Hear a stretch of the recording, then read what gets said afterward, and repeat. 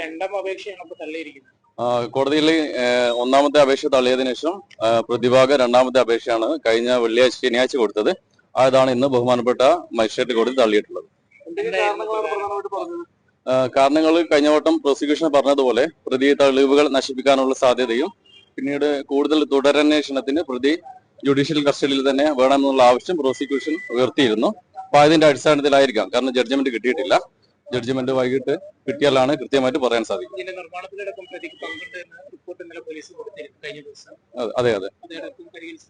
അതായത് സംസ്ഥാന ഫോറൻസിക്കിലേക്ക് അയക്കുന്നത് ഉൾപ്പെടെ അതിന്റെ റിപ്പോർട്ടുകൾ വരുന്നത് അടക്കമുള്ള കാര്യങ്ങൾ വന്നാൽ മാത്രമേ നമുക്ക് അത് കൃത്യമായ സ്ഥിരീകരണത്തിലേക്ക് എത്താൻ സാധിക്കുള്ളൂ.